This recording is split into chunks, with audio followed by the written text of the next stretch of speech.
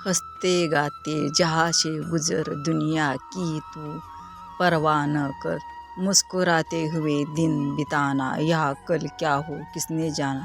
का कोणास ठाऊक, पण आज अचानक हे गाणे जोशी सरांना आठवले आणि ते गुणगुणत रोजच्या प्रमाणे शतपावली करण्यासाठी ते घराच्या बाहेर पडले.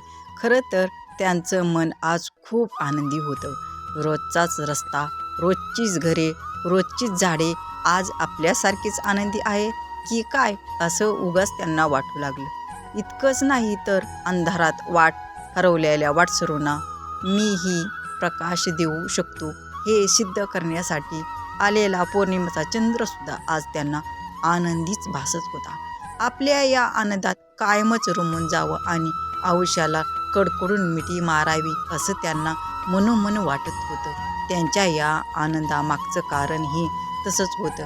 आयुष्यात घडलेले वाईट प्रसंग, आलेल्या सगळ्या अडचणी आणि त्यातून मिळालेले कित्येक चांगले वाईट अनुभव सोबत घेऊन आज त्यांनी 75व्या वर्षात पदार्पण केले होते. मागच्या 75 वर्षातल्या कितीतरी गोष्टी त्यांना आज आठवत होत्या. शून्यातून निर्माण केलेले हे साम्राज्य, ते निर्माण करताना आलेले अडथळे, त्यासाठी घेतलेले कष्ट, सगळं काही त्यांच्या डोळ्याखालून जात होतं. आयुष्याच्या येणाऱ्या प्रत्येक सोप्या अवघड वळणावर योग्य निर्णय आणि आत्मविश्वास यांची सांगड घालत त्यांनी यशस्वीरित्या पार पाडलेला हा जीवनप्रवास आठवण्यात ते इतके मग्न होऊन गेले की आपण घरापासून खूप खूप दूर आलेलो आहोत हे सुद्धा त्यांच्या लक्षात आलेलं नाही. ते त्यांच्या आठवणीत अजून रमणार होतेच की तेवढ्यात बाजूने जाणाऱ्या मोटरसायकलीच्या वेगाने त्यांना भानावर आणलं. आपण आपल्या घरापासून खूप दूर आलेलो आहोत आणि बराच उशीर झाला आहे याची जाणीव होताच त्यांनी परत घरी जाण्यासाठी पाठ फिरवली. तितक्यात त्यांची नजर रस्त्याच्या कडेला बसलेल्या साधारणतः 26-27 वर्षाच्या तरुणावर पडली. अशा या ऐनवेळी इतक्या उदास अवस्थेत हा तरुण इथं का बरं बसला असेल असा प्रश्न त्यांना पडला. तितक्यात तो मुलगा उठला आणि चालू लागला. अजूनही तो त्याच अवस्थेत होता. आपल्या मागून एक मोठी ट्रक मोठ्या वेगाने येत आहे आणि आपण अगदी रस्त्याच्या मधून चालत आहोत याचंही त्याला भान नव्हतं. ट्रक त्याच्या जवळ येणार आणि तिथे मोठा अपघात होणार या आधीच सरांनी त्याचा हात पकडला आणि त्याला बाजूला सारलं. त्यांना बघून तो मुलगा मात्र आश्चर्यचकित झाला. तो त्यांना काही बोलणार तितक्यात सर त्याला म्हणाले, काय झालं बाळा, काही प्रॉब्लेम आहे का? ये ना बस बोलूया. खरं तर जोशी सर म्हणजे एक शिक्षक होते. त्यांच्या 5 भावंडांमधले सगळ्यात धाकटे, पण खूप हुशार, कष्ट करण्याची तयारी असलेले. त्यांच्या लहानपणी त्यांच्या घराची परिस्थिती खूप हालाकीची होती. आमचा रघुवेंद्र खूप हुशार आहे म्हणत त्यांच्या वडिलांनी त्यांना शिकवलं होतं. साहित्यामध्ये रमलेले आणि ज्ञानाचा भंडार असलेले जोशी सर हे त्यांच्याच शाळेतल्या कितीतरी मुलांचे आदर्श होते आणि त्यातलाच एक म्हणजे आज त्यांना भेटलेला तो मुलगा म्हणजेच मानस कुलकर्णी.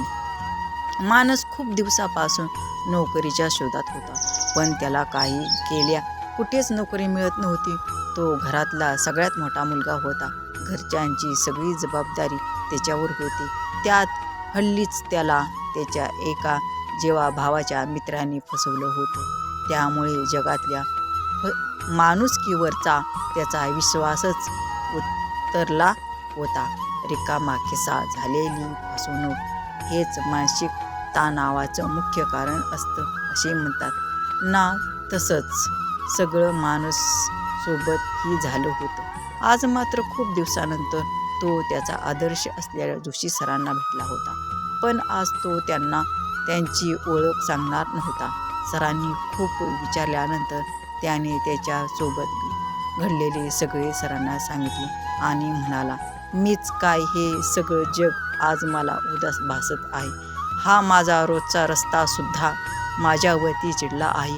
ही रस्त्यावरती पडलेली झाडाची पाने, झाडांनी साथ सोडलेली म्हणून जमिनीवर कोसळून पडत आहेत आणि अमावस्याला आपण पूर्णपणे नाहीशी होणार आहोत याचं दुःख व्यक्त करत असल्याला चंद्रसुद्धा त्याचे अश्रू प्रकाशाच्या रूपाने जमिनीवर सांडत आहे. खरंच माझ्यासारखंच हे पूर्ण जग आज उदास आहे. त्याचे हे सगळे बोलणे ऐकून स्मित हास्य करत सर त्याला म्हणाले, बघ ना किती विरोधाभास आहे हा नाही. आज मला हे आयुष्य हे जग हवंहवसं वाटत आहे. रोजच्यापेक्षा आज मी खूप जास्त आनंदी आहे. तुला वाटत असणारा हा चंद्र, ही झाडे, हा रस्ता मला मात्र आज माझ्या आनंदात रमून गेल्यासारखं वाटत आहेत. जितका आज मी खुश आहे तितकाच तू आज दुःखी आहेस. सारख्याच गोष्टीमध्ये जाणवलेला हा विरोधाभास ऐकून दोघेही एकमेकाकडे बघून उगाच हसू लागले.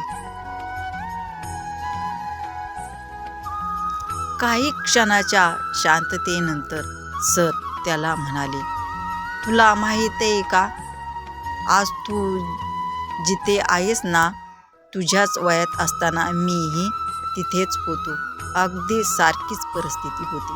पण आज मी खूप खुश आहे. माझा अनुभव तर मला हेच सांगतो की आयुष्यात आलेल्या अडचणीला जर आपण हसून सामोरे गेलो न तर आलेली अडचण सुटायला तिथेच खरी सुरुवात होते. आणि हो, आपल्या आनंदासाठी आपण ना दुसऱ्याकडून अपेक्षा ठेवण्यापेक्षा स्वतःवर जास्त अवलंबून राहायला हवं. कारण what you see around you in the world is the